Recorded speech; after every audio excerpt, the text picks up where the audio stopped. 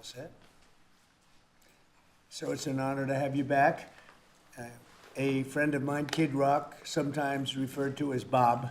I know him as Bob, but he's been a good friend for a long time, many years, and he's been after something that is for the good of a lot of people, including, in particular, the public, and having to do with ticket sales and scalping and all of the gouging that you have been reading about. It's gotten worse and worse with time. And I didn't know too much about it, but I checked it out, and it is a big problem. And I thought, I think you've been trying to get this done for 20 years or something. He said Trump got it done in 2 weeks. But we came up with a very serious EO, and I'm going to sign it now, and maybe I'll ask you, Will, to explain a little bit about it, please. Of course, sir. So this is an executive order, as you said, that deals with the ticket reselling business. For fans of live entertainment and for entertainers as well, the ticket reselling industry has become a huge issue. These people use bots and computer algorithms to buy up huge blocks of tickets and then jack up the price so that fans of live entertainers like Mr. Ritchie, I almost called him Mr. Rock, don't have access to concerts the way that they should. And when they do, it's at exorbitantly high prices. So what this executive order does, it charges the FTC and the Department of Justice with rigorously enforcing laws on the books in collaboration with state attorneys general that have power over consumer protection and other people who have the power to really crack down on this issue so that entertainers and fans won't be subject to these abusive and oftentimes illegal practices. Good. Thank you very much. Bob, you want to say something? Yeah, anybody it doesn't matter your politics. First off, thank you, Mr. President, because this has happened at lightning speed. I know you put, I want to make sure Alina Habba gets her credit too, because I know she worked very hard on this, but thank you for making this happen so quick. Anyone who's bought a concert ticket in the last decade, maybe 20 years, no matter what your politics are, knows that it's a conundrum. You buy a ticket for $100, by the time you check out, it's 170. You don't know what you can charge for, but more importantly, these bots. You know, they come in to get all the good tickets to your favorite shows you want to go to, and then they're relisted immediately for sometimes a 400 or 500% markup. And the artists don't see any of that money. And, you know, ultimately, I think this is a great first step. I would love down the road if there'd be some legislation that we could actually put a cap on the resale of tickets. And I'm a capitalist and a deregulation guy, but they've tried this in some places in Europe, and it seems to be the only thing that's us as artists be able to get the tickets into the hands of the fans at the prices we set. I'll be the first one to say, and I know the president doesn't like when I say this, but I'm a little overpaid right now. It's kind of ridiculous. I would rather be, you know, a hero to the working class people and have them be able to come attend my shows and give them a fair ticket price. I can't control that right now, so hopefully this is a step to really be able to make that happen. I know a lot of artists and a lot of fans who love concerts and music are going to be very appreciative of you taking this And I think sir. Bob is more interested in the fans and the people that are having to pay crazy prices than he is the artist. Maybe the artist a little bit, but the fans a lot. I've spoken to him over the years about it, and it's been, it bothers him. It bothers a lot of other artists too. You see, the artists, and they go out with a $100 ticket and it sells for $2,000 the following night. And they seem to be able to sweep up the best locations too, which is pretty amazing. So They've only enforced that Bots Act one time, I believe. Yeah. A couple of years ago in New York City, I think we got a couple $1 million fine. And that's the only time they've enforced that act. And who's the primary culprit? Who sells these tickets? It's the scalpers. It's these bots go in and they're automated, so But is there a company involved? You might not want to say. No. Well, there's reselling markets. Yeah. I think I know, Peter. But that's all right. Don't get them involved. Maybe they're more innocent than we think. Yeah? Well, if you think of it, like if Ticketmaster sells a ticket, if you buy a ticket and go to a show, you're in a lot of ways their worst customer. Because they make another 17, whatever percentage every time that ticket resells. So they don't want to enforce the Bots Act necessarily because they're making more money off it. The artists don't see any of that money, but that's not what I'm advocating for, is for me to make more money.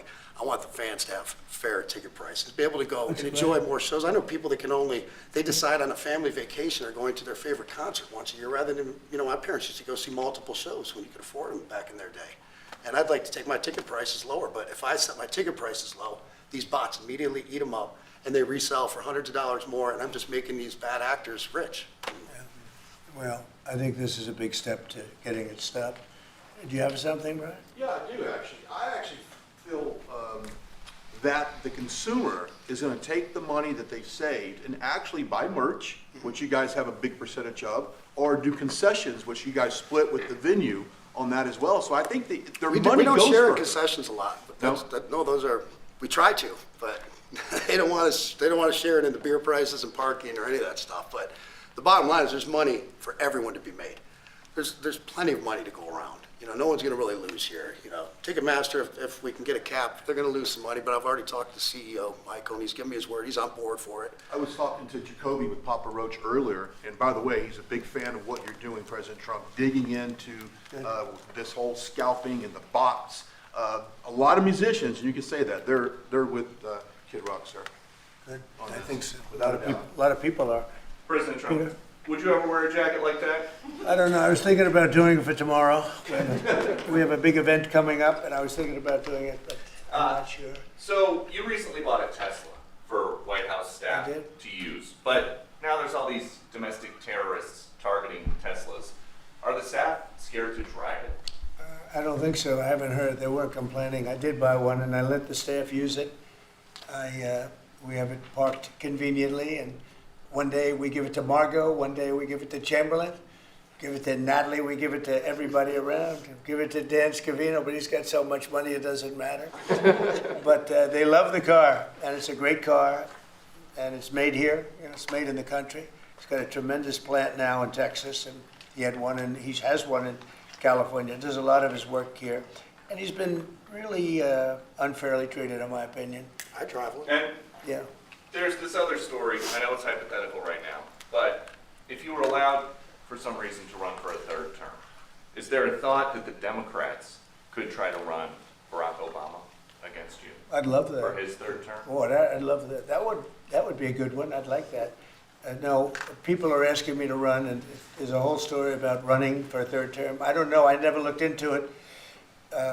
They do say there's a way you can do it, but I don't know about that. But I have not looked into it. I want to do a fantastic job. We have 4 years, just about, almost close to 4 years. Time is flying, but it's still close to 4 years, and we're getting a lot of credit for having done a great job in the first almost 100 days.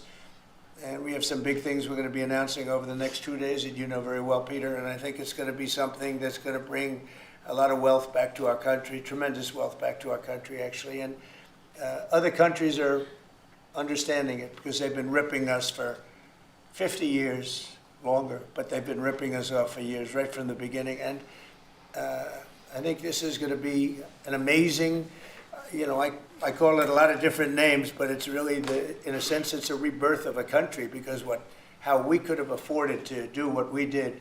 We help everybody, and they don't help us. The term I like best probably is the liberation of America. It's the liberation of this country because it's incredible. Look, we have 36 trillion in debt for a reason, and that accumulates over a long period of time.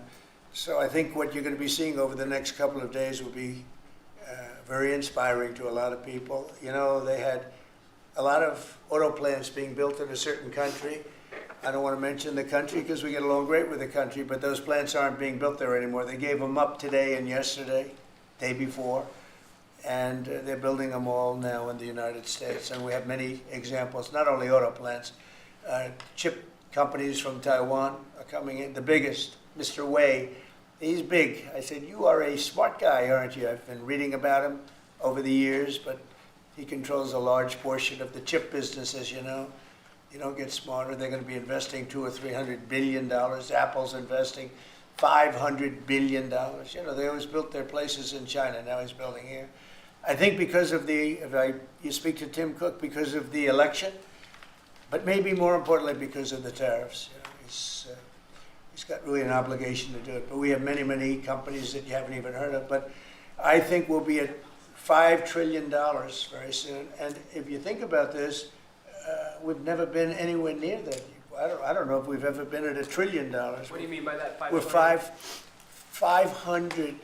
What do I mean by a trillion? 5 trillion. What are you referring to, sir? I think that we're going to be at $5 trillion of investment. I think you're going to have investments very shortly. We're already 3.5, and we have commitments, verbal commitments for a lot more. And numbers like that have never been done in this country, and it's going to get harder. This is in 2 months. It's really in less than 2 months, because since we've really gone out with it. And we have other interesting things happening, but to me, the whole tariff situation, and essentially they've done that to us for many years. So if we're anywhere near 5 trillion in 2 months, this could be numbers like the country's never seen. And every time you hear a dollar spent, that's another job, because the jobs are coming with it. So auto plants, chip plants, pharmaceuticals, lumber coming in. We have things happening in this country. I'm not sure that they've ever seen it. Steel, we have tariffs on steel. They've been here for a while. Steel and aluminum. Nobody's ever seen anything like we're witnessing now. Nobody's ever seen. I think most of you agree with that. I mean, it's nothing much you can't agree with. We have things happening in terms of jobs and investment, the likes of which I don't think we've ever seen. If you look at, let's say, $4 to $5 trillion in a period of a month and a half, that's even more than you do with your concerts, which are always sold out, right? Nobody's ever seen numbers. And think of it, where Apple's at 500 billion, as I said, but they always used to spend that money in China. Now they're spending it here. That means they're going to build. Now, they don't have any tariffs. Remember, there are no tariffs if you do your product here, if you build whatever it is in the USA. One of the things we're also trying to get is if you buy a car that was built in the USA, you get a deduction on interest. So if you go out and borrow money to buy a car, if it's built in the USA, never been done before, it's a big deduction for people that really aren't used to deductions, frankly, because people that buy cars like that are not big into the world of deductions, and now they're going to learn about deductions. So I think it's going to be great. Yeah. Mr. President, are you going to move ahead with a universal tariff or different individual tariff rates on a whole variety of different? What you're going to see in 2 days, which is maybe tomorrow night or probably Wednesday, you're going to see. And they're reciprocal. So whatever they charge us, we charge them, but we're being nicer than they were. We have a lot of countries, friend and foe. I always say friend and foe, but the friend in many cases is worse than the foe. They took advantage of us. And we are going to be very nice by comparison to what they were. The numbers will be lower than what they've been charging us, and in some cases maybe substantially lower, but we sort of have a world obligation perhaps. But we're going to be very nice. Relatively speaking, we're going to be very kind. Mr. President, you met with the chairman. Somebody said that about me the other day. They said, who doesn't know me very well, they said, "You're such a kind person." And I said, "Say that again." They said, "You're a kind person." I said, "I've never heard that before." It was a weird statement. I was kind. Who said that? I've heard of words that, I don't know, I better not tell you. I've been called a lot of things, but it's sort of a different kind of a word. It's like an old-fashioned word, is that it? Mr. President, you met with the chairman of Stellantis today. Did Yes. he ask you for a pause on the auto tariffs? No. What was that meeting about? Just about some of the problems they have with the environmental, which we're going to clean up. Have any of the automakers? We're going to probably go back to 1920. If you look, we're going to go back probably to a 2020 standard. So we'll have 2020 standard, and that's just a few years ago. Oh, they're making it so difficult all over the world. They're making it. It doesn't mean a damn bit of difference either for the environment. It doesn't matter. They make it impossible for people to build cars. So we're going to be doing much different. 2020 is a strong standard. But they've taken it to a level now that makes it very difficult to build a car. So we're going to be bringing it back to a standard that is a very good environmental standard, but it makes it possible to build a car. Have you heard any concerns from the automakers, though, about the tariffs on parts that will go into effect over the coming weeks, about what that's going to mean for the price of Well, I gave them a American-made big cars? break for a month. I didn't charge them anything, for a big month, for that first month, and they brought a lot of material into this country because they could bring it in without tariff. If you look at Canada and Mexico, they were driving hundreds of thousands of cars into the market because they avoid the tariffs by doing it before the tariffs go on, which would be Wednesday. And I saw some of your shows where cars are lined up for miles and miles. Some of them didn't have fenders on them. Some of them didn't have the roof on yet. They're driving it here, brand new. They're driving it in because they want to avoid the tariffs. I let them have that. They sort of took advantage of it because, that wasn't part of the deal, but that's okay.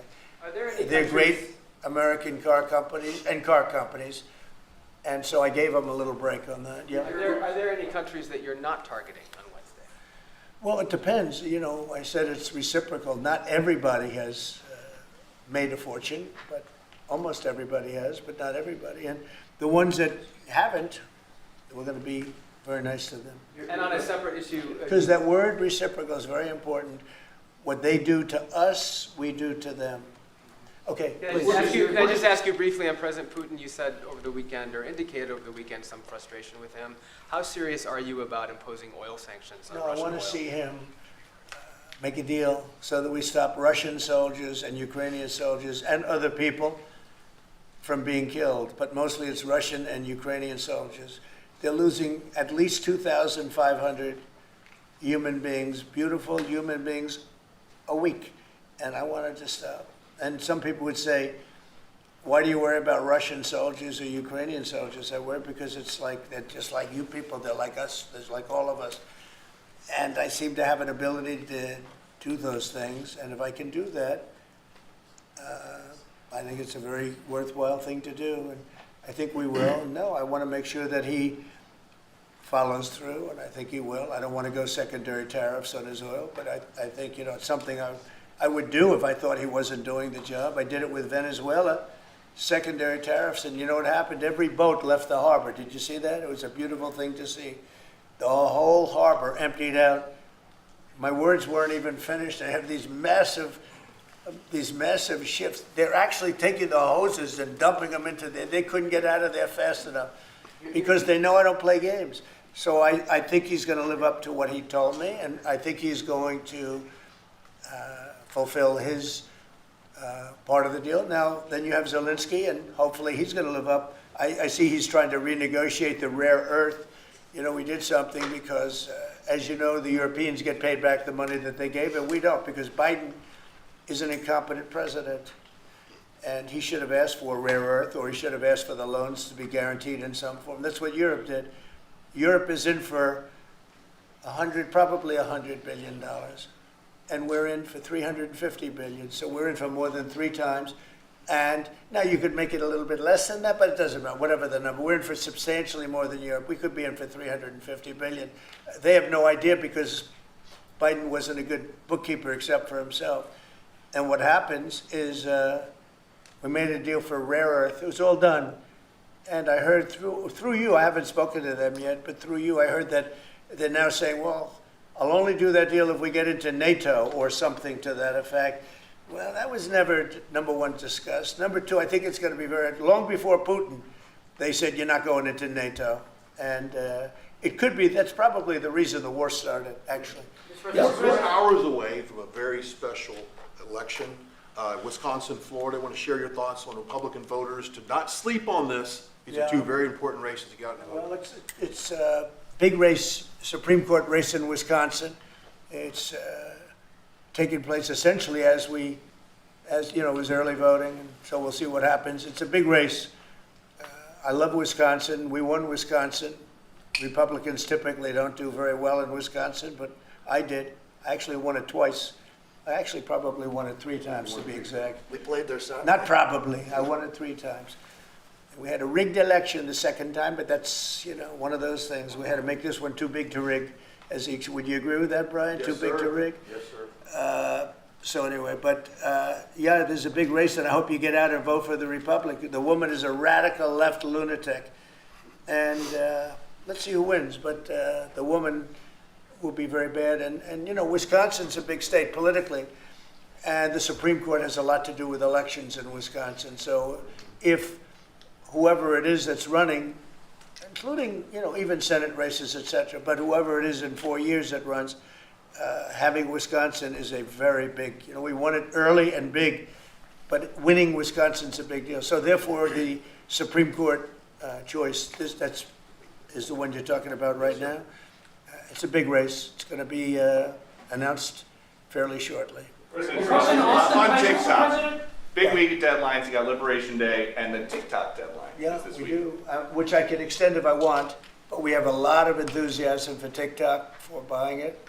I think TikTok is good. I used it I was a great TikTok guy, and we won by 36 points, the youth. You know, we won the youth, which Republicans don't do. Maybe it's because Kid Rock likes Trump, I don't know, but we won the youth by 36 points, and I attribute some of that to TikTok. Is the TikTok deal, the negotiations now, tied to a bigger tariff deal with China? No, but you know, it could be. I mean, you know I've used tariffs for lots of different reasons, but I could see, you know, 1 point in tariffs with China, big country, would be probably worth more than all of TikTok, as valuable as TikTok is. It's big stuff. So there's a great example. That's a great question, actually. I'm a very flexible person. I could use that for that. Like, maybe I'll take a couple of points off if I get approvals for something. I haven't done it. Maybe I'll do it, maybe I won't, but it's a very good question. Peter, you're very good. Thank you. You'll love this one. Go ahead. I can It's not imagine. front page news, but I am just curious. What is your thought about Tiger Woods now becoming part of the broader Trump family? Well, I love Tiger, and I love Vanessa, and they had a great relationship. I happen to think the relationship with my son, I happen to think the relationship was hurt very badly by the witch hunt that went on, Russia, and all the crap that they put Don through, who knew nothing about it. But Vanessa and Don had a very good relationship. They have incredible children, 5 incredible children, all good athletes, all great students, they're like great.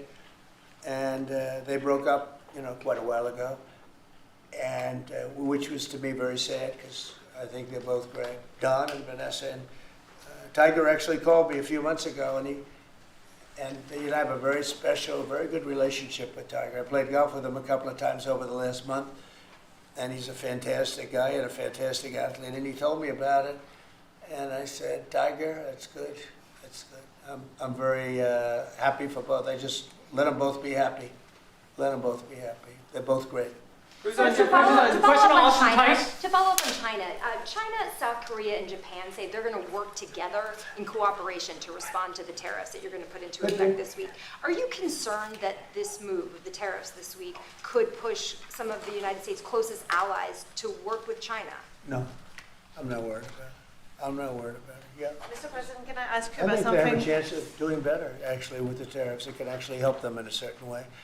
And I think a lot of them will drop their tariffs because, you know, they've been unfairly tariffing the United States for years. And if you look at the European Union on cars, the European Union already dropped their tariff down to 2.5%. It was announced a couple of days ago, which is what which is a very small tariff. The United States charged very little. And I think I heard that India just a little while ago is going to be dropping its tariffs very substantially. And I said, why didn't somebody do this a long time ago? A lot of countries are going to be dropping their tariffs. About something that happened in France today, Mr. President. Marine Le Pen, the far-right leader, got convicted in court and is now banned from running for office for 5 years. Do you have a comment about That's that? a big deal. That's a very big deal. I know all about it, and a lot of people thought she wasn't going to be convicted of anything, and I don't know if it means conviction, but she was banned for running for 5 years, and she's the leading candidate. That sounds like this country. That sounds very much like this country. Okay, anybody else? You've presented with a bunch of proposals for tariffs by your advisors. They've been talking about that idea publicly. who? That your advisors have presented ideas They to you do. about Oh, yeah. about tariffs and what to do in the next 2 days. Have you settled Well, on you're any? going to see, I've settled, yeah, actually a long time ago. But we talk about it. We talk about it a lot. We want to do what's right for the country and even the world. You know, it affects the world, not just this country. This has been the piggy bank for the entire world. So it really does affect the world, and that's important to me also. Yeah. Yes, Mr. President, in the past you have said that you want the quick return of Austin Tice, a Marine Corps veteran and a journalist who went missing in Syria over 12 years ago. Yeah. Have efforts been made to locate Austin Tice been extended beyond Syria, including potential leads in Iran? And do you have plans to get in touch with Ms. Deborah Tice, the mother of Austin Tice, and also at the same time, organizations like Hostage Aid Worldwide have been on the ground in Syria, searching for Austin Tice for many years. Can I get your comment on the future, potential future plans to locate Austin Tice and to bring him home finally? So we've been looking, as you know, for Austin for years. I don't know about Biden. I don't think Biden was looking for anything, but we were, and there's been virtually no sign. You know that. There's been no sign of Austin. An incredible young guy. Be less young now. I mean, it's been a long time. It's been many, many years. The mother is fantastic. She's a very committed mother that her whole life is to find her son, who was in Syria and just disappeared off the face of the earth. So, you know, a lot of bad things happen. But we're always, you know, we will never, until we find out something definitive, one way or the other, we'll never stop looking for him. But we have been, and the response, it's just a lot of dead ends. He's been gone for a long time. The problem is there's never been a sighting. You know, sometimes you'll have somebody, you're looking for him, and there's a sighting. There's never been a sighting of Austin, but we are out there, and we have great respect for his family and for his mother. She's been unbelievable. Yeah, Mr. President, a question about... No, behind you. Oh, apologies. Yes, you've had outreach with the leaders of Russia and China. You've made an outreach to Iran. When are you going to plan to reach out to North Korea and Kim Jong-un? Anytime in the near future? Well, I do. I have a very good relationship with Kim Jong-un. Now, you people hate to hear that, but it's very important. I got along with him fantastically, as you know. It started off very rough, very nasty. Little rocket man, the whole thing was a nasty deal. And then one day we got a call that they'd like to meet. We met. We have a great relationship. And yeah, we have, there is communication, yeah. I think it's very important. You know, he's a big nuclear nation, and he's a very smart guy. I got to know him very well. You remember I put my foot across the line, and then I walked across the line. I don't know if Secret Service was thrilled with that. They actually wasn't. They were not too thrilled. But I have a very good relationship with him. Yeah, we'll probably do something at some point. Yeah, please. Who's on your short list, Mr. President, to replace Elise Stefanik as U.S. Ambassador to the UN? So we have a lot of good people that want it. First of all, Elise is fantastic, and I just don't want to take chances where you guys saying, how is the election going? We have a congressional election that's a little bit close. I guess the one is in good shape, but the other one's a little bit close. But Randy Fine is a great guy. They're both good candidates. They're very good. But it's, you know, a little bit, we want to be careful. And Elise is very popular in her district, and so am I. We won by a lot of points, and so did she. And there's a lot of people that wanted to run for it, but we have no idea, are they going to win? I think it's just security. And I said, Elise, what about going back? Because they love you there, and she's going to take a big leadership position with Mike Johnson and the group, the speaker. And I can tell you that for the replacement, we have a lot of people that have asked about it and would like to do it. David Friedman, Rick Grinnell, and maybe 30 other people. Everyone loves that position. That's a star-making position. And so we'll see what happens. But we have a lot of people that are interested in going to the United Nations, as you can imagine. Yeah. Just want to give you a quick music question. Favorite song to play live is what? And then my question for you, Mr. President, your favorite rally you did last year, 2024, what was your favorite one? Favorite song to play live? Yeah, favorite song to play live. Oh, that's a tough one. It'd have to be one of the hits, probably Cowboy or Ball with the Bar. There's a song that I've played every night that was never a singular hit that I probably should not say the words to in this office right now. And then for you, Mr. You never President. met a certain person like His me. rallies are amazing.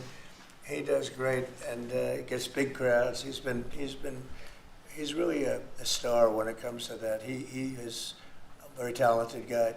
I would say maybe Madison Square Garden, because anybody that was there, the owner of the garden, Jim Dolan, who's, you know, to me always been terrific. He said this, he's never seen anything like it. We when you announce Madison Square Garden, it's a big arena, but we sell out big arenas. We sold out in Milwaukee. We sold out at every big arena. We never had empty seats. It's amazing. They talk about Bernie Sanders gets 2,000, 3,000 people. Everyone said, these crowds, I get 107,000 people in New Jersey. In Butler, PA, we had over 100,000 the second time. We had 55,000 the first time. We have big crowds. I would say Madison Square Garden because I grew up in New York and the Garden is great. Jim Dolan treated us well, but everybody said that because I think I could have filled it up 10 times. We had hundreds of thousands of people that were stacked all the way back to the Hudson River and on the other direction back to Fifth Avenue. Nobody's ever seen. I don't mean with a line. I mean like 50 deep, this way. The streets were closed, the whole thing. It was crazy. And when you take that, you want to do well at Madison Square Garden. You don't want to have empty seats. But we could have sold it out, Brian, 10 times, and everybody knew it. And I think we got a good indication that that's where the election was going. And we won every swing state, and we won by millions of votes. It was a great election, yeah. Mr. President, the U.S. military transferred 17 individuals to El Salvador overnight. Did you discuss with your team whether these deportations would run afoul of any recent court orders? No, I do want to thank, however, the president. He has been unbelievable, and in relation to us. But I think that our people have done an incredible job. I got elected on the basis of getting bad people out of our country that shouldn't be here, very dangerous people out of our country. And that's what I did. And then you have a judge that wants to take over. And I can't imagine it can be allowed. If it was up to him, they'd all be put back in our country. These are killers. These are drug lords. These are really bad people. But I want to thank the president of El Salvador because he's done an amazing job. You saw it. Yeah. Elon Musk's special government tenure is coming to an end, 130 days, I think another month. Yeah. Do you want him to stay longer, or is it time for him to go back to running his companies in Europe? Well, I think he's amazing, but I also think he's got a big company to run. And so at some point he's going to be going back. He wants to. Would you want to keep him around? But I'd keep him as long as I could keep him. He's a very talented guy. I love very smart people. And he's very smart. And he's done a good job. Doge has, we found numbers that nobody can even believe, like 400 billion, 500 billion. It could be close to $1 trillion by the time they end on different things. And he's led the charge. And you've seen a lot of his people. And these are people that joined up. I always say they're high IQ people. I like high IQ people. And they've done a great job. No, at some point, Elon's going to want to go back to his company. I will say he's got, despite the way he's been treated, so he's an American patriot, but the way he's been treated with Tesla is just terrible. It's just terrible. Once he goes In fact, back, you have a Tesla, and you love it. He was saying before he bought a Tesla, he loved it. A lot of people are buying Teslas, I think, and I hope they are. He should not be treated that way. He's done an incredible service to our country. Once he goes back, is Doge going to keep operating even without Elon here? Well, I can't tell you that. I can say this, that a lot of the people that are working with Doge are the secretaries, the heads of the various agencies. And they've learned a lot, and they're dealing with the Doge people. I think some of them may try and keep the Doge people with them. But, at a certain point, I think it will end. But they have also gotten a big education, and they're doing a really good job. There'll be a point at which the secretaries will be able to do this work and do it very, as we say, with the scalpel. And that's what we want. Yeah, Jeff? Mr. President, have you had any updates on the U.S. soldiers missing in Lithuania? I have. Can you give us an update? So 3 are no longer with us, and 1 is unfortunately probably in the same category, but they haven't declared that yet. It was a very heavy truck, like a toy, but really heavy, that lifted the heaviest equipment. And it would seem that the bank of a lake collapsed. The weight is so big. And it was at night, and it was very cold weather, and ice, a lot of ice. And it's possibly slipped, and the weight is so enormous of this thing. It's a massively heavy vehicle. And if they slipped a little bit, that's probably what happened, and it flipped. And 3 are gone. and one is missing.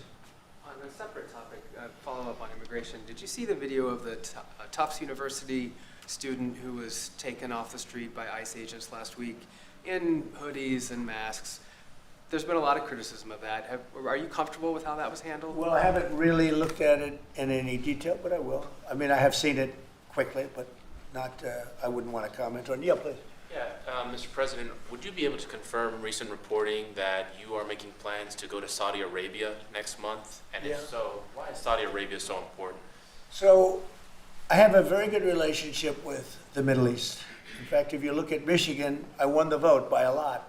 People were a little surprised. And I have a very good relationship with Mohammed and the king. His son is Mohammed, he's great. Crown Prince, actually he's prime minister too. He's got a lot of good titles, but he's great. And the king has been wonderful. And if you remember, last time I went to Saudi Arabia, I put him first on the list because they agreed to buy $450 billion worth of American goods, military and otherwise. And they did, and it was an unbelievable day. It was in this gorgeous ballroom, and companies were there from many, probably 100 companies, and they were given anywhere from 40 or 50 million dollars to less, and more actually. Okay, some of them were given numbers that were just many times that amount. I think we had a couple of $20 billion deals and big stuff. And it's a very rich country because of oil. And we are a very rich country ultimately when we straighten it out because of oil. Oil is always good. And I agreed to do it again, and they've agreed to spend close to $1 trillion of money in our American companies, which to me means jobs. So they're going to spend hundreds of billions of dollars giving them to American companies that are going to be making equipment for Saudi Arabia and other places in the Middle East. And for that, I think it's worth it. I did it last time, $450 billion, and the press was there. It was one of the most unique days I've ever seen, where companies would get up and you're getting $20 billion. They named the company. The chairmen were all there, every chairman and top person in the company. You remember that, Peter? I don't know if you were there. You might be too young for that. I was on the Democratic campaign trail at the Oh, time, that so I was just- boring. This was a much better deal. But it was amazing, actually. It was an amazing day. We sold and we partook in $450 billion worth of investment into American companies. And they announced the company, the amount of money, $1 billion, $5 billion, $25 billion. And the chairman of the company, many of whom, you know, well-known figures, prestigious figures, great business leaders, they went up, they shook the hand of somebody, and they would sit down, and we just had a big investment made. So it was a record. Nobody ever beat it before. $450 billion worth of jobs. I view it as jobs more than anything else. And now we're close to $1 trillion, so it's more than double the number that we did when I first came to office. And this trip takes place next month. It could be next month, maybe a little bit later, yeah. And we're going to Qatar also.